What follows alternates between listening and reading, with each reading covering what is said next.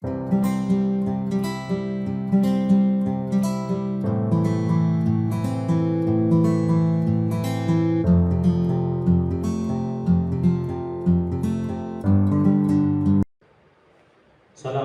warahmatullahi wabarakatuh. Salam sejahtera untuk kita semua. Kepada yang terhormat Ibu Kepala Sekolah SD Negeri Suwatu, Ibu Misri SPD, yang terhormat para dewan guru dan staf yang ada di SD Negeri Suwatu. Perkenankanlah di siang hari ini sebelumnya marilah kita memanjatkan puja dan puji syukur kepada Allah Subhanahu wa taala karena atas nikmat rahmatnya di kesempatan siang ini kita bisa berkumpul dalam rangka sosialisasi budaya positif di SD Negeri Suwatu, yaitu dengan in-house training.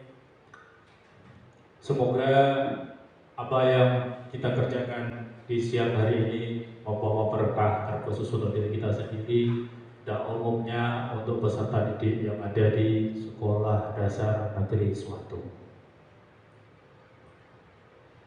Perkenankanlah sebelumnya, marilah kegiatan ini kita awali bersama dengan membaca basmalah dengan tujuan semoga apa yang akan kita kerjakan dilancarkan olehnya dan mendapatkan ilmu bagi kita semua. Mari kita awali bersama. Bismillahirrahmanirrahim. Mohon maaf sebelumnya. Gimana kabarnya pada siang hari ini? Alhamdulillah baik. Kita bisa bertatap muka bertemu bersama dalam rangka in-house training untuk implementasi budaya positif di SD Negeri Suwatu.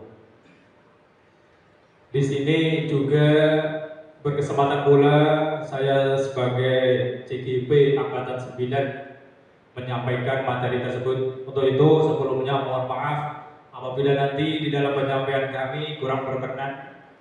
Tiada niat untuk menggurui panjenengan sami, hanya saja kita sharing bersama demi kemajuan, demi kita, demi semuanya, yaitu pembelajaran di SD Negeri Suwatu. Karena ini memerlukan waktu yang lama, maka silahkan panjenengan sami sambil menikmati apa yang telah disediakan. Langsung saja ya materi ini. Apa yang dimaksud dengan budaya positif dari panjenengan sami? Apa yang diketahui yang dinamakan dengan budaya positif itu apa? Hal yang baik. Hal yang baik, oke. Apalagi? Budaya positif.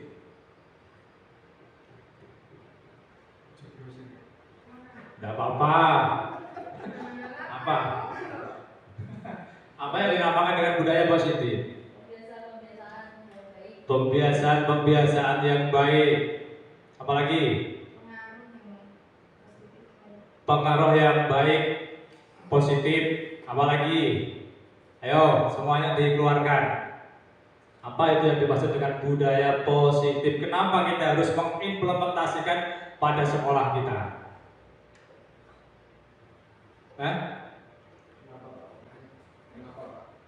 Kenapa Pak? Malah tanya sampai ya. Oke, budaya positif. Budaya positif adalah betul, benar semua apa yang panjenengan utarakan tadi. Kesemuanya intinya adalah yang membuat nyaman dan aman di dalam pembelajaran, baik untuk murid atau siswa ataupun bagi pendidik atau pengajarnya sendiri. Paling tidak ya memang untuk kita warga yang ada di sekolah.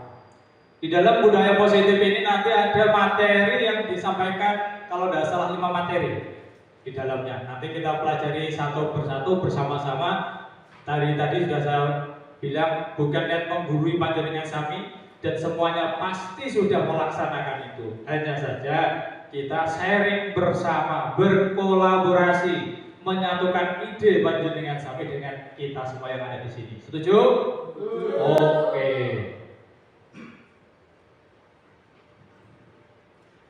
Sekarang ini malah apa ya, Mas? Ini yang pertama yang kita akan bahas di dalam implementasi budaya positif adalah kita harus mampu membedakan apa itu hukuman, apa itu konsekuensi, dan apa itu restitusi. Ada 3 permasalahan di slide itu. Yang pertama adalah tulis 100 kali dalam buku kalimat saya tidak akan terlambat lagi. Yang kedua, kamu sudah mencoret-coret meja, bersihkan segera. Yang ketiga, apa yang kamu yakini? Apa yang kamu yakini? Bagaimana memperbaiki masalah ini? Dari ketiga materi atau penyajian soal tadi, panjenengan samping saya kira sudah bisa mana yang masuk hukuman, mana yang konsekuensi, dan mana yang restitusi. Oke, yang pertama sekarang tulis 100 kali dalam buku kalimat saya tidak akan terlambat lagi. Itu masuk ke dalam apa? Hukuman. Alasannya apa? Bapak Jenderal Sami mengatakan bahwa itu hukuman. Ayo. Ada tanggung jawab untuk masalah yang sudah diperbuat. Ada tanggung jawab untuk masalah yang telah diperbuat. Oke, satu. Yang lain? Ini sifatnya tidak ada yang menyalahkan. Panjenengan santai aja. Kita berkolaborasi bersama.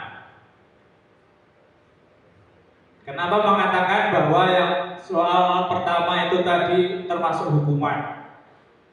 Pak Andri mengatakan bahwa ada tanggung jawab atas yang diperbuat. Oke. Yang lain? Ada nggak? Sekarang yang kedua, kalau tidak ada, kamu sudah mencoret-coret meja, bersihkan segera. Itu termasuk mana kategorinya? Konsekuensi. Alasannya apa? Alasannya apa? Hampir mirip dengan jawaban panjenengan tadi. Yang lain? Sama, hidup. Oke, yang ketiga, apa yang kamu yakini? Bagaimana memperbaiki masalah ini? Ini termasuk yang restitusi. Apa yang dikatakan oleh Pak Andri tadi untuk yang pertama karena hukuman itu bertanggung jawab apa yang telah dikerjakan. Dikatakan salah, tidak salah, tapi kurang tepat. Apa yang dikatakan oleh Pak Andri tadi harusnya di posisi yang konsekuensi. Karena dia menjalankan mencoret-coretnya, maka dia harus membersihkan. Itu karena apa? Bentuk tanggung jawab dari apa yang telah diperbuat. Beda dengan hukuman. Hukuman ini panjenengan sami berarti memvonis bahwa apa yang dilakukan oleh anak itu salah dan berhak menerima apa yang panjenengan minta. Bedanya di situ. Kalau restitusinya yang kedua, yang ketiga itu panjenengan memberi peluang, memberi arahan kepada anak untuk lebih memperbaiki, bukan memvonis mereka. Nanti kita akan mempelajarinya satu persatu. Tidak usah sepanang aku dewi bingung. Nah, ini perbedaannya. Ya, hukuman, konsekuensi, dan restitusi. Hukuman masuk kategori negatif. Kalau konsekuensi masih netral karena panjenengan sami tidak memvonis anak. Yang ketiga, restitusi adalah positif. Karena apa? Kenapa hukuman dikatakan negatif? Satu, mode paksaan. Panjenengan memaksa, kamu harus menulis 100 kali dalam ini. Itu memaksa. Berarti negatif ditanamkan pada diri anak yang tidak boleh. Kalau konsekuensinya lakukan apa yang saya katakan seperti tadi. Karena mencoret-coret, dia harus mempunyai tanggung jawab membersihkan. Kalau restitusi, apakah hal ini yang sesungguhnya ingin kamu lakukan? Kita memberikan peluang kepada anak berkomunikasi. Kenapa melakukan seperti itu? Kenapa seperti itu? Kita mendengar sang anak. Itu bedanya. Banyak sekali ini. Murid dampaknya apa? Murid atau anak membenci peraturan. Itu kalau hukuman. Kalau konsekuensinya, murid atau anak menghormati peraturan. Kalau restitusi, murid atau anak menghormati dirinya dan orang lain. Karena menganggap bahwa anak itu dihargai, maka anak tersebut pun akan menghargai dirinya sendiri dan menghargai siapa yang memberikan arahannya. Sekarang yang ingin saya tanyakan, dari ketiga poin ini, hukuman, konsekuensi, dan restitusi, yang paling sering panjenengan sampai lakukan dia apa? Tidak apa-apa, ini tidak ada. Jujur orang jujur tidak masalah. Restitusi, oke, hebat. Lebih ke Konsekuensi. Apakah panjenengan semua tidak pernah melakukan memberikan hukuman? Pernah. Oke, nah. Ya, saya kira untuk memberikan hukuman, konsekuensi, restitusi ini hak panjenengan sami. Tetapi apa yang kita lakukan itu berdampak dan akan mengkristal pada hati sang anak. Maka menurut filosofi Ki Hajar Dewantara itu bahwa pendidik itu bagaikan bisa petani, bisa pelukis. Sama. Petani panjenengan ibaratnya pendidiknya. Sang anak adalah sebagai apa? Tanaman yang ditanamnya, dan sekolah adalah sebagai ladang atau sawahnya. Semakin panjenengan bisa memupuknya, semakin panjenengan bisa mengairinya, maka hasil yang akan didapat dari yang panjenengan tanam tadi pun akan lebih bagus. Sama, sampai menjadi pelukis yang akan membuat lukisan itu berwarna apapun juga di panjenengan sami. Nah, dari filosofi Ki Hajar Dewantara itu, maka marilah kita semua untuk mengimplementasi budaya positif bisa masuk ke ranah yang restitusi. Berarti kita tidak boleh memvonis anak, meskipun kenyataannya mereka berbuat salah, berbuat kurang benar. Tetapi karena sekarang kurikulumnya merdeka, anak punya hak. Karena apa? Pembelajaran anak itu harus kita sesuaikan dengan apa yang menjadi kodratnya. Kodrat alam itu kodrat yang ada pada diri anak. Anak dalam satu kelas katakanlah 5 sampai 10 atau 15 pasti mempunyai karakteristik yang berbeda. Bisa dikatakan heterogen. Dari situ maka kita pun sebagai pendidik harus mampu dan mau menerima konsekuensi dari semua itu. Tidak bisa kita menyamakan seperti saya harus anak seperti ini semua satu kelas, pasti tidak bisa dan tidak diharuskan. Karena apa? Budaya positif di dalam pembelajaran itu adalah anak agar aman dan nyaman. Kalau panjenengan memvonis atau memberikan satu tekanan, maka tidak akan merasa aman dan nyaman. Ini yang pertama adalah hukuman, konsekuensi, dan restitusi. Ada yang ditanyakan soal masalah ini, 3 permasalahan ini? Tidak ada. Sip. Paham semua? Ya. Mesti ini kita semua pernah menjalankan ketiga-tiganya. Jenengan mau jujur dan jujur sebagai pendidik itu pasti menjalankan tiga ini. Entah volume terbesarnya di mana. Pernah menghukum sang anak, pernah berkonsekuensi, dan pernah berestitusi. Meskipun volumenya berbeda, tapi dengan adanya budaya positif maka kita condongkan, kita kearahkan ke restitusinya. Oke, monggo Bapak Ibu.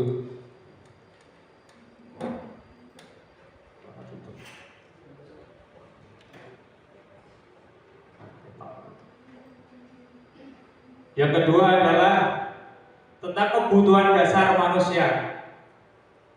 Di dalam budaya positif, materi yang kedua itu adalah kebutuhan dasar manusia. Di dalamnya yang ada 5. Yang pertama adalah bertahan hidup, penguasaan, kasih sayang dan rasa diterima, kebebasan dan kesenangan. Ini yang lanjut aja dulu.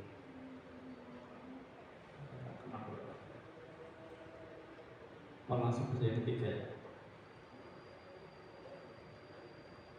Udah. Terus ini kita yang masuk ke posisi yang ketiga aja, posisi kontrol. Karena di posisi yang kedua kebutuhan manusia tadi istilahnya kurang begitu, ya memang harus kita pelajari, tapi lebih ke pembelajarannya adalah di posisi kontrol ini. Ini ada materi, 5 materi di situ. Yang pertama yang dari atas,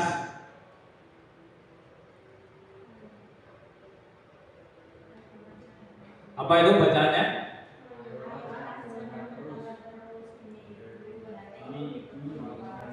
Oke. Ayolah, jangan bertengkar terus demi ibu. Nanti ibu ditegur kepala sekolah. Yang bawahnya, kalian bertengkar terus. Tidak kasihan orang tuamu bekerja keras, tapi kalian bertengkar di sini. Terus yang paling bawah sudah diberitahu bertengkar terus, lari sana keliling lapangan 2 kali. Terus bagaimana kesepakatannya? Apa hukuman bagi anak yang bertengkar? Apa yang kalian yakini? Apa yang bisa kalian lakukan untuk memperbaiki masalah ini? Ini adalah maksudnya posisi kontrol ini sebagai pendidik kita harus menjadi yang dari salah satu kelima. Ini ada 5 soal, berarti nanti ada 5 materi juga di situ. Kira-kira panjenengan ambil yang mana? Dari yang 5 soal itu, kelihatan enggak? Slide-nya rame sedikit mampu.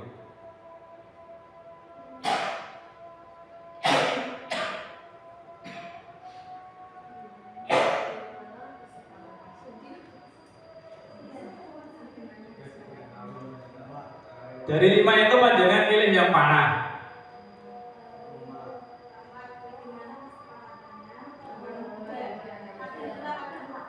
Kadang 2, kadang 4. Yang 2 yang mana?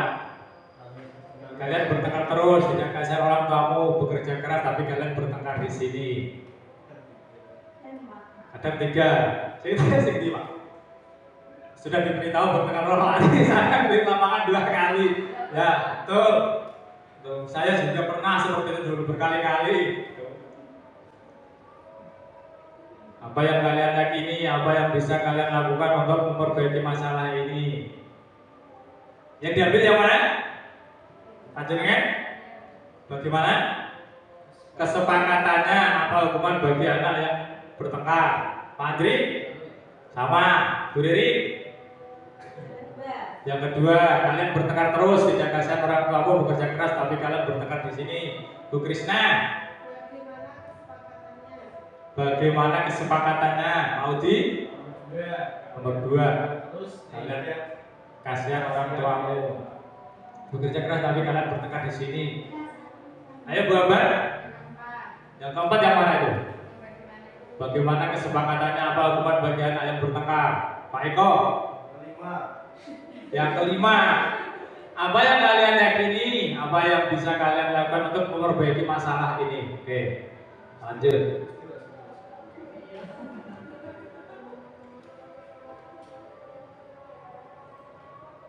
Wah, jadi ini.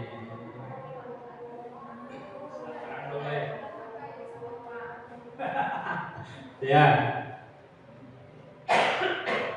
5 posisi kontrol itu diantaranya adalah satu adalah sebagai penghukum. Yang kedua, membuat orang merasa bersalah. Yang ketiga, sebagai teman. Yang keempat, sebagai pemantau. Dan yang kelima, sebagai manajer. Maksudnya bagaimana?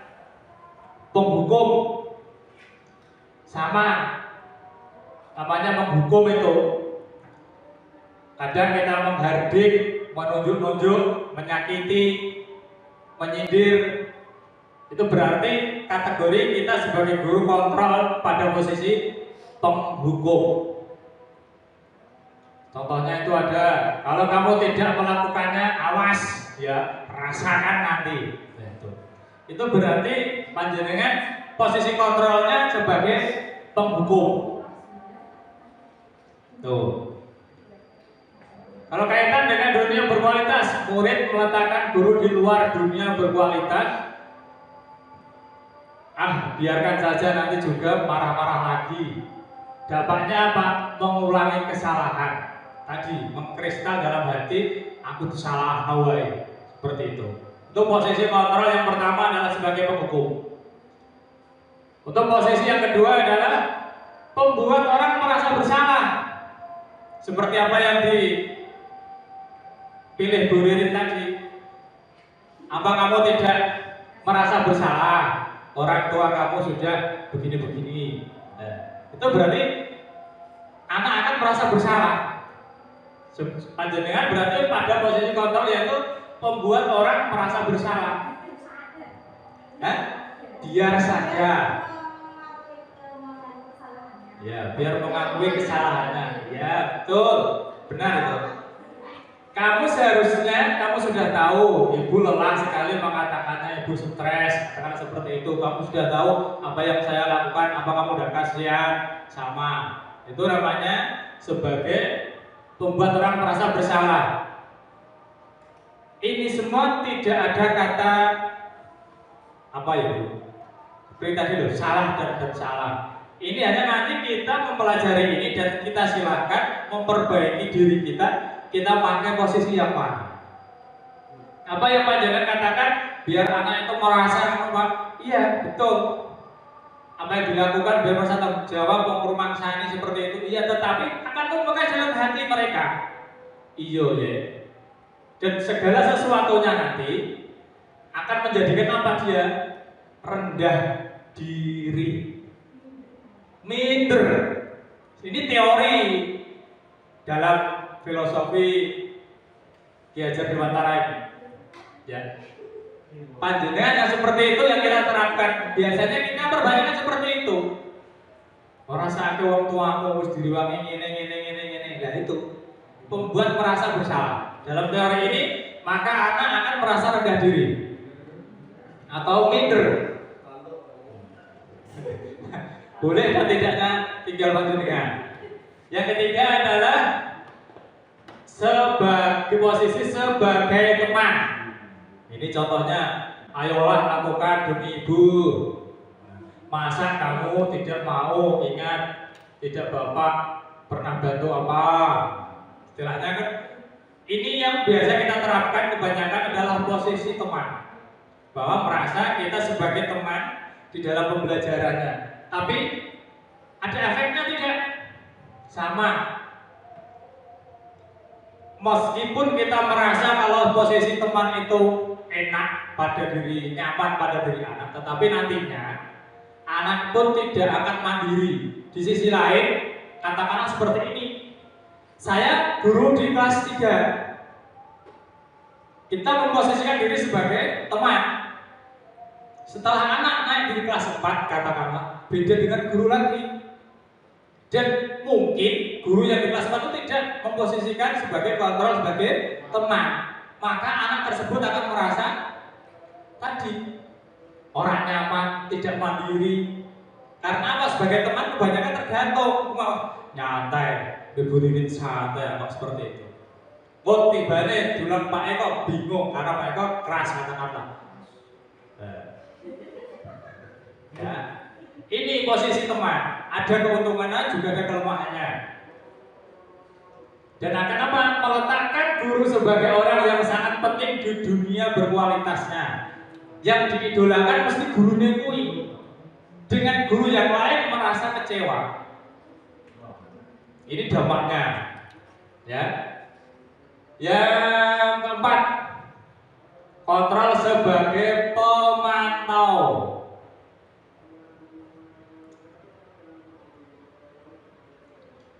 Panjenengan sami apa yang dilakukan anak semua itu selalu dipantau, selalu diikuti, selalu diarahkan. Ini sebagai pemantau.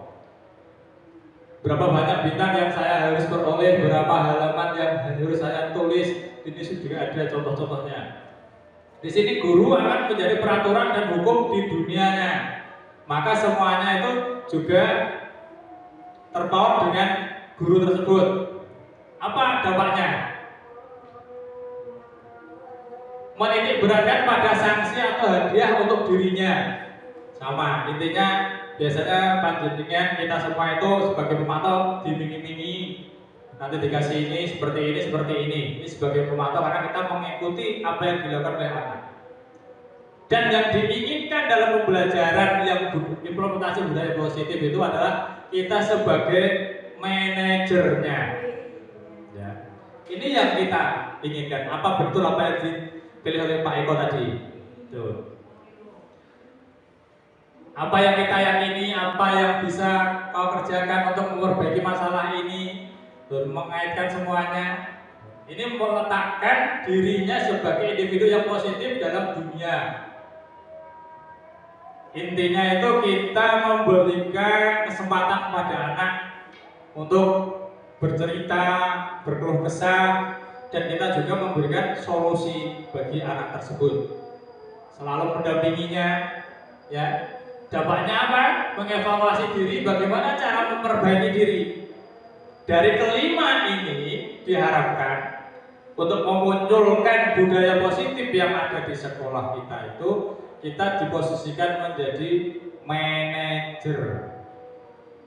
Dalam artian manajer itu memfasilitasi apa yang menjadi kebutuhan peserta didik kita. Tidak hanya mengatur tetapi juga memfasilitasi dalam artian menanggapi, memberikan tanggapan dan sebagainya. Ini di posisi kontrol kita sebagai guru ada 5 posisi kontrol yang diterapkan dan diharapkan adalah di posisi yang manajer. Padahal kebanyakan kita di posisi yang mana ini? Panjenengan sami manajer, sip. Mereka di posisi manajer, Pak di posisi teman. Ya. Kebanyakan kita adalah di posisi teman. Di samping anak tidak percaya dirinya, nanti juga ada dampaknya pada diri kita. Kebanyakan guru seolah-olah tidak begitu dianggap sebagai guru, tetapi hanya sebagai teman. Jadi ini slow, santai, lah sama Bu Ririn biasa. Nanti juga senyum-senyum tok, nah, katakanlah seperti itu. Maka dari situ senyum itu ibadah. Tuh. Maka dari situ mari ini kita berupaya semuanya demi menciptakan budaya positif yang ada, menerapkan posisi kontrol yang ke-5. Oke.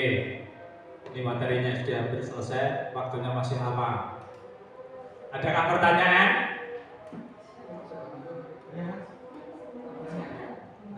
Enggak. Benar Raisa jawab, panjenengan sampai saya tambah jawab dewi.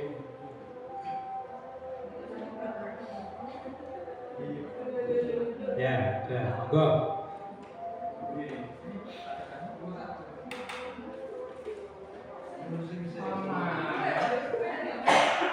Yuk, Adri.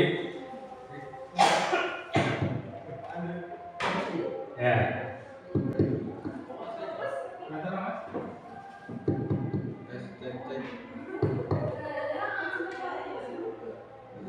Bisa, udah. Cek. Ya. Terima kasih atas penjelasannya Bapak Kosna. Ya. Tadi kan panjenengan sampun menjelaskan mengenai guru sebagai posisi kontrol sebagai teman. Itu kalau di sekolah, semisal ada katakanlah anak kelas 3 ada masalah keluarga, entah orang tuanya itu kurang lengkap dalam hal broken home atau lagi di luar negeri, kan kurang perhatian Pak.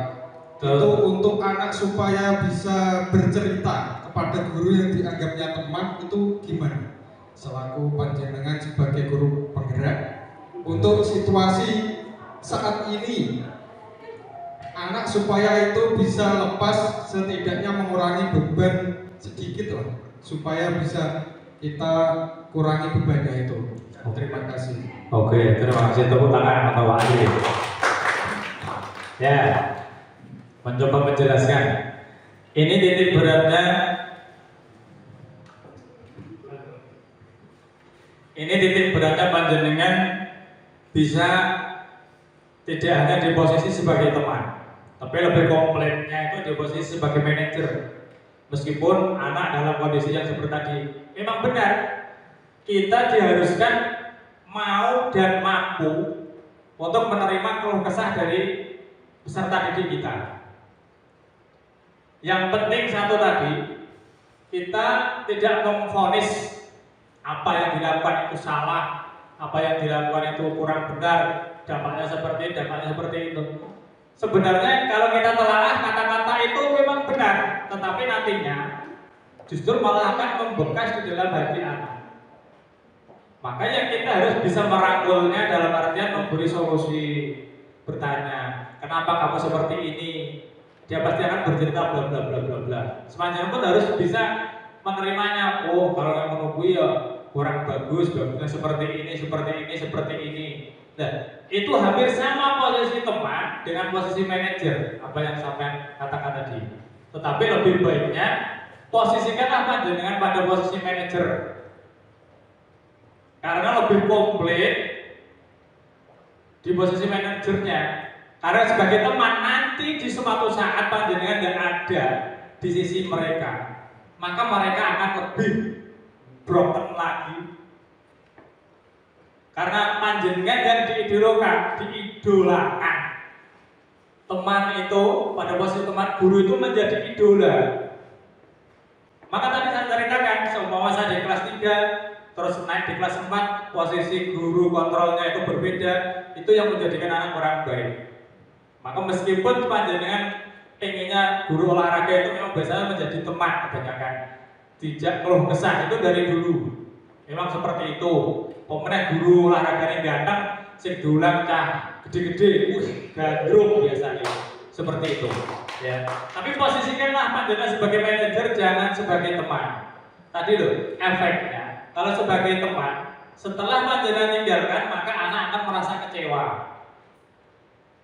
Karena apa? Sebagai teman nanti ada faktor yang namanya ketergantungan.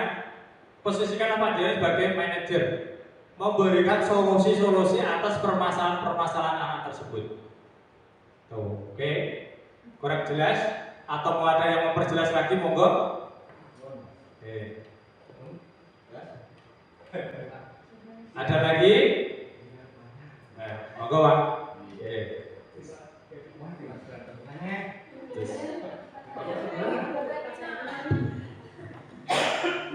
Ya, terima kasih waktu yang diberikan kepada saya. Iya. Saya mau tanya Pak. Saya di sini selaku sebagai guru, juga sebagai orang tua, mana yang cocok istilahnya ya? Kalau anak saya misalkan ya, kalau anak saya kadang dengan saya mungkin salaman saja kadang merasa malu. Oh, mungkin itu bukan sebagai guru, tapi sebagai ayah saya atau bapak saya. Ya, terima kasih.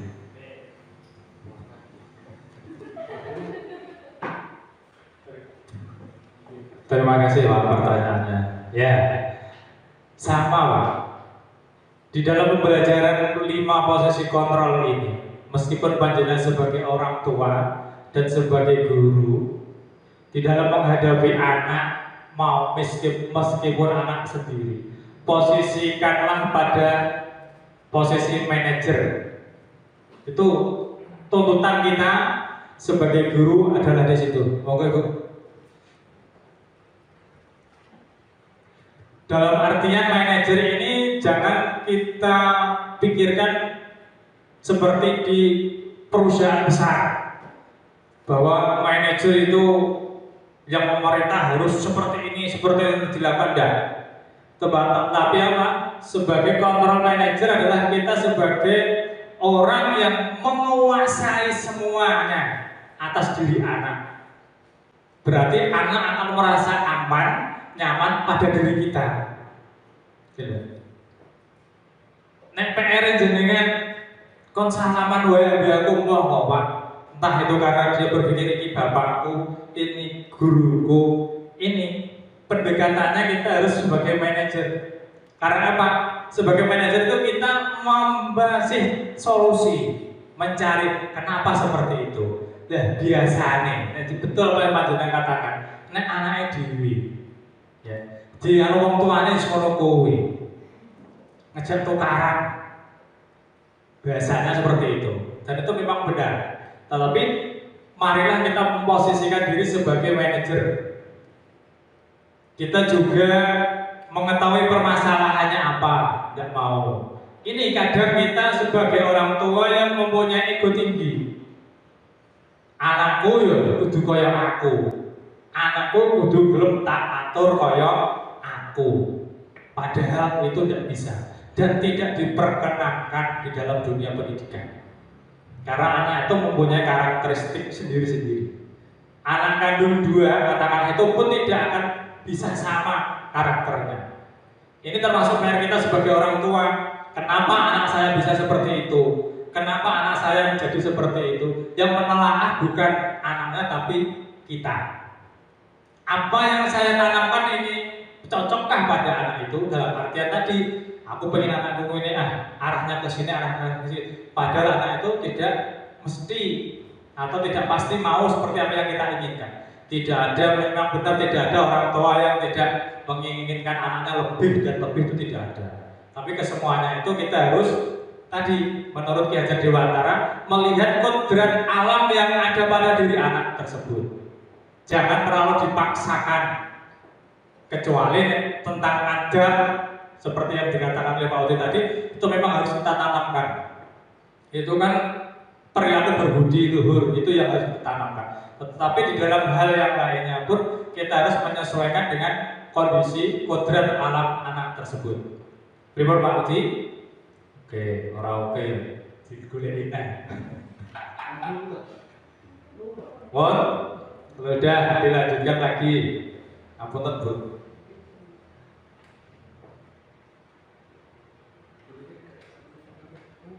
Ini tadi kan kita memasuki yang namanya restitusi. Tadi ada hukuman apa yang pertama tadi? Hukuman, konsekuensi, restitusi. Ini kita masuk yang ke restitusi. Berarti demahamke Bu. Kalau takuti apa aku di malah apa jajan. Restitusi adalah proses menciptakan kondisi bagi murid untuk memperbaiki kesalahan-kesalahan mereka dengan karakter yang telah kuat. Restitusi juga merupakan kolaboratif yang mengajarkan murid berpikir tentang orang seperti apa yang mereka inginkan. Dalam pembelajaran restitusi ini nanti ada yang namanya segitiga restitusi.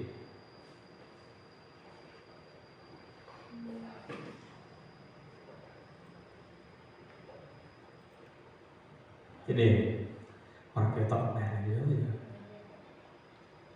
Di dalam segitiga restitusi itu ada 3 langkah. Yang pertama adalah menstabilkan identitas. Yang kedua, validasi tindakan yang salah.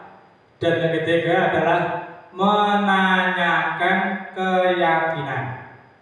Maksudnya menanyakan keyakinan ini yang bagaimana? Ya. Yang pertama adalah menstabilkan identitas. Contohnya seperti ini. Apabila ada anak terlambat, ini dalam pengembangan restitusinya, ada anak katakanlah kelas 6 datang terlambat. Apa yang harus kita lakukan? Apa harus kita anak tersebut kita panggil? Kenapa kamu terlalu terlambat masuk sekolah? Apa yang kamu lakukan sampai kamu tidak tepat waktu?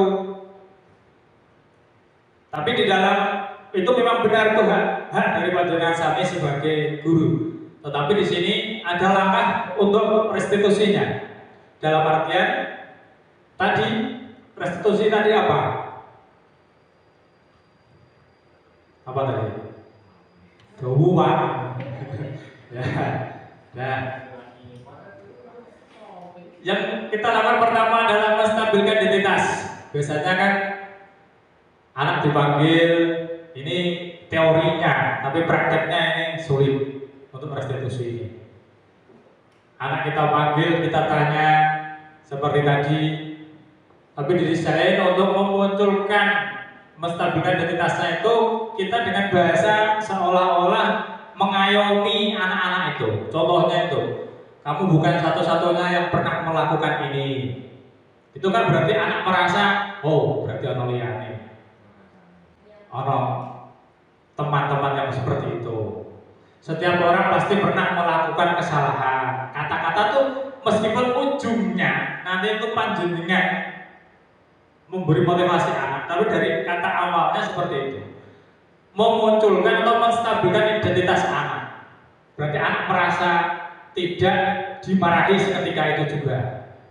Yang kedua adalah validasi tindakan yang salah. Contohnya tadi, kamu tentu punya alasan mengapa melakukan itu. Itu namanya memvalidasi. Adakah cara yang lebih efektif untuk mendapatkan apa yang kamu butuhkan? Pertanyaan-pertanyaan seperti itu. Yang ketiga adalah keyakinan. Menanyakan keyakinan.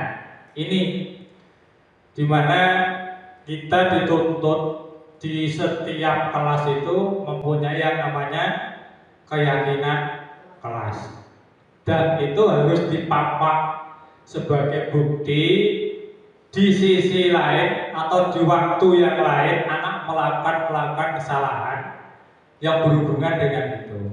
Makanya tanyaannya keyakinan kelas apa yang kamu telah sepakati. Katakanlah di dalam keyakinan kelas itu datang tepat waktu. Berarti kita menguatkan anak dengan mempertanyakan keyakinan kelas tadi. Apakah kamu masih ingat keyakinan kelas kita apa? Datang tepat waktu, Pak. Nah, betul. Terus dengan seperti ini apa yang harus kamu lakukan? Ya Pak, saya akan bangun lebih pagi. Saya akan seperti ini, seperti ini. Nah itu. Maksudnya di situ. Nah, dari rentetan kegiatan restitusi ini sulit kita lakukan dan kita terapkan biasanya. Karena apa? Biasanya kita tetap mengedepankan emosi terlebih dahulu. Ya. Tuh. Lah seperti itu. Bocah kok nakale ngono. Lah, kan memfonis tidak boleh sebenarnya. Ini teori segitiga restitusi yang harus kita kerjakan. Berarti dengan ajaran restitusi ini terus setiap kelas harusnya ada keyakinan kelas. Iya. Harus setiap kelas itu mempunyai keyakinan kelas, dan itu pun harus dipampak di dalam kelas tersebut. Itu bukti bahwa apa yang dikerjakan anak Kalau seperti tadi mengarahkan, maka anak tersebut akan merasa mempunyai tanggung jawab sendiri. Tuh, ya.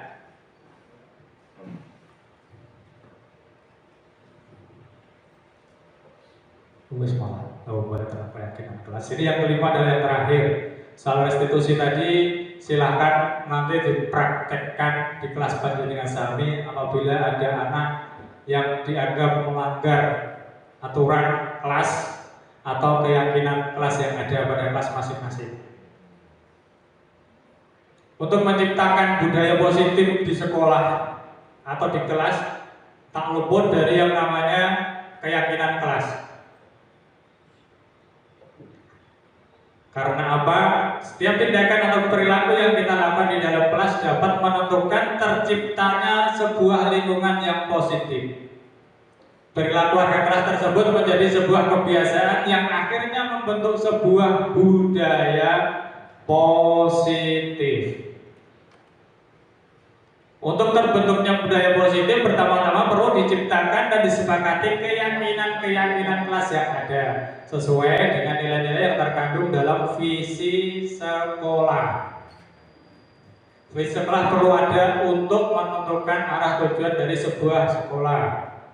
Tuh. Yang terakhir adalah penyatuan pemikiran untuk mendapatkan nilai-nilai kebajikan serta visi sekolah. Ini panjenengan sami sudah tahu. Mengapa tidak peraturan saja? Mengapa harus keyakinan kelas? Apa ini alasannya? Kalau keyakinan itu dibuat bersama-sama. Kalau keyakinan itu dibuat bersama-sama, kesepakatan. Terus kalau peraturan? Biasanya dibuat oleh apa itu? Satuan pendidikan atau manajerialnya atau sesepuhnya. Tuh bedanya. Apalagi?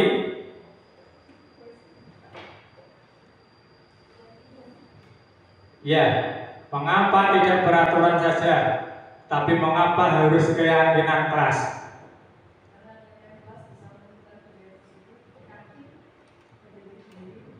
Oke. Terus? Kalau peraturan?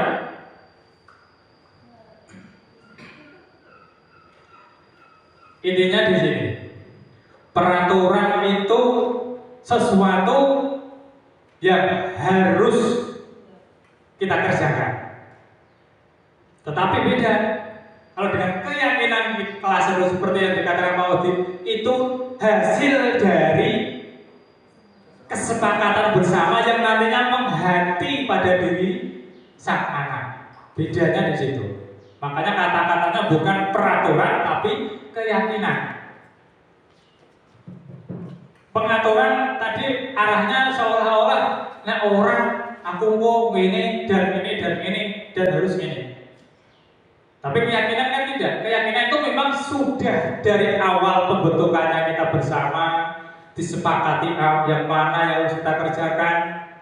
Maka dari situ timbullah dalam hati seperti apa yang kata Bu Ida tadi, untuk menumbuhkan budaya positif itu tumbuh dari hati itu sendiri, bukan karena dipaksa. Beda dengan peraturan. Karena peraturan itu gelem ora gelem ya kudu gelem. Tahu.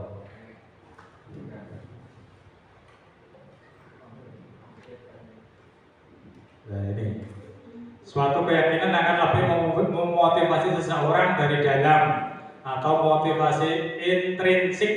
Seseorang akan lebih bergerak bersemangat untuk menjalankan keyakinannya daripada hanya sekedar mengikuti serangkaian peraturan. Berarti benar tadi apa yang Panjenengan katakan bahwa keyakinan itu akan timbul pada diri sendirinya karena tadi motivasinya intrinsik dari diri kita sendiri, yakin dengan diri kita sendiri. Murid pun demikian, mereka perlu mendengarkan, mendalami tentang suatu keyakinan daripada hanya mendengarkan peraturan-peraturan yang mengatur mereka harus berlaku begini atau begitu.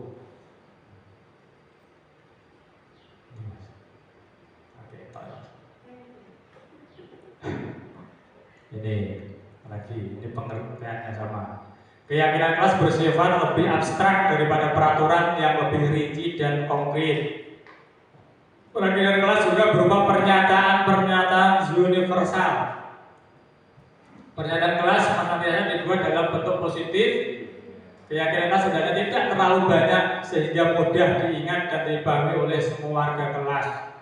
Tidak perlu banyak-banyak di dalam membuat keyakinan kelas karena intinya hanya untuk mengingatkan dan menanamkan pada diri anak. Semua warga kelas sebenarnya ikut berkontribusi dalam pembuatan keyakinan kelas lewat kegiatan curah pendapat. Tuh, keyakinan kelasnya. Ini langkah-langkahnya, saya kira panjenengan sami sudah tahu, tidak usah dikasih tahu, ya, karena biasanya sudah melakukan. Tapi bagaimana?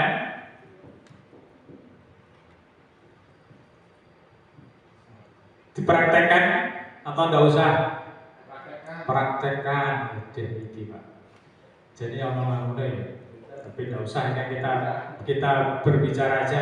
Nanti bisa terang dengan sami sudah menerapkan. Yang pertama langkahnya adalah berdiskusi untuk memunculkan peraturan-peraturan yang perlu ditaati warga sekolah, warga kelas. Yang pertama adalah tetap berupa peraturan. Katakanlah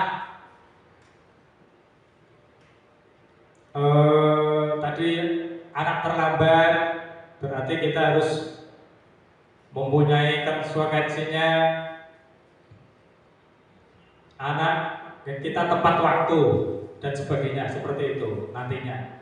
Mengubah peraturan menjadi kalimat yang lebih positif. Biasanya kalimat-kalimat itu kalau anak kan hanya seperti tadi, tidak boleh mencuri, tidak boleh berbicara sendiri di dalam pembelajaran. Kata-kata tidak boleh dan tidak boleh itu termasuk kalimat yang tidak positif. Harusnya dirubah, diganti. Seperti tadi harus tepat waktu, datang tepat waktu. Berarti itu termasuk kategori yang kalimat positif. Berdiskusi memunculkan peraturan yang perlu ditaati, mengenal gambaran perilaku yang mencerminkan keyakinan kelas, menyarikan peraturan-peraturan menjadi nilai kebajikan keyakinan, menunjuk ulang keyakinan kelas dari waktu ke waktu. Rampung. Oh, tuh. Di dalam mengenalkan keyakinan kelas itu ada dua tabel yang kita gunakan biasanya. Ada tabel Z dan tabel T. Itu sebenarnya tabel Z, tapi kok malah orang karet nih, Pak. Gimana Bu? Bukan, tabelnya itu Z dan T.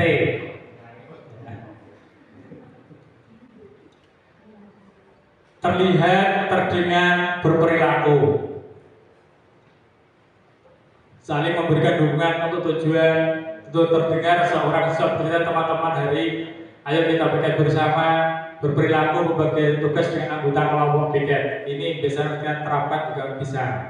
Juga tabel T-nya, T itu terlihat tampak seperti, tidak tampak seperti.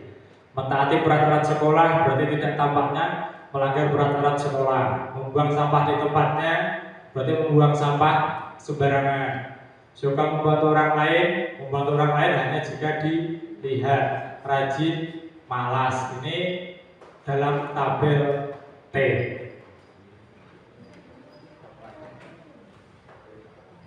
Itu tentang keyakinan kelas, di mana panjenengan sami selama ini yang sudah mempraktekkan.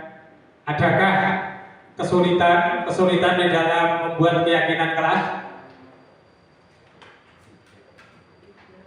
Tidak ya, berarti sudah ya. Yang penting sekarang itu kalimat dari keyakinan kelas juga menjadi kalimat positif, jangan kalimat yang negatif.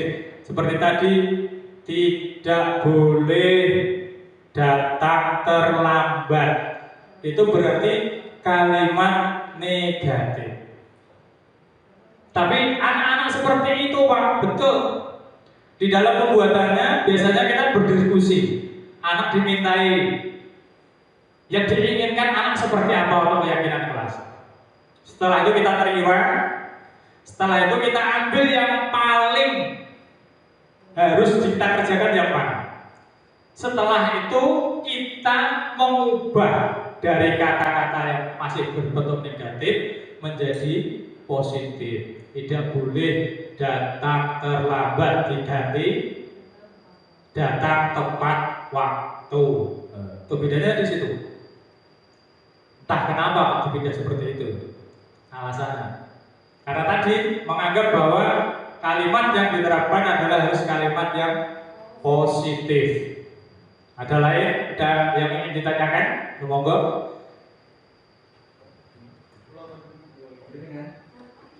Tidak apa-apa.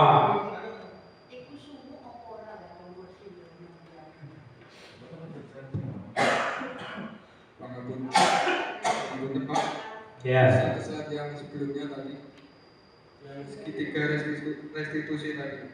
Oke. Oh, berarti ini kembali ke sedikit ya restitusinya ya.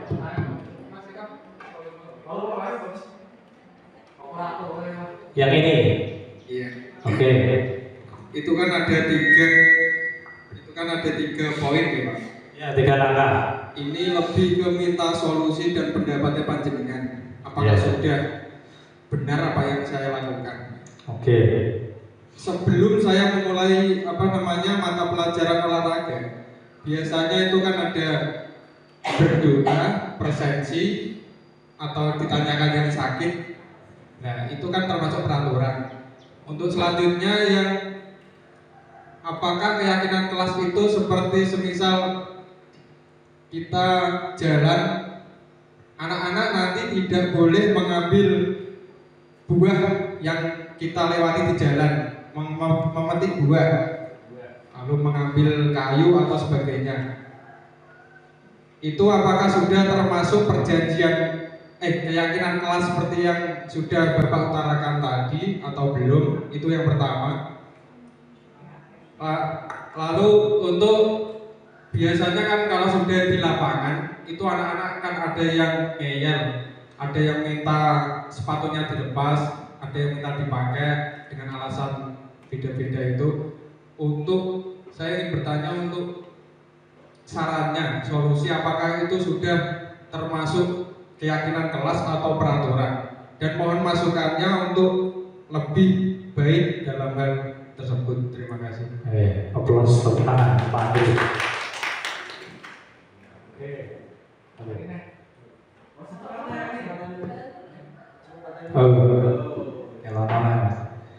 Kita yang pertama, apa yang kita harus tahu, apa yang dinamakan dengan restitusi. Proses menciptakan kondisi bagi murid untuk memperbaiki kesalahan-kesalahan mereka. Nek panjenengan mau berangkat, menyapa, menyiapkan, berdoa, dan apakah itu termasuk restitusi? Restitusi adalah menciptakan kondisi bagi murid untuk memperbaiki kesalahan-kesalahan. Berarti tidak. Restitusi ini langkah kita menanggapi anak yang melakukan kesalahan supaya mau dan bisa memperbaiki dengan rasa nyaman, dengan rasa bahwa apa yang dilakukan itu benar-benar salah dan bisa diperbaiki, gitu ya.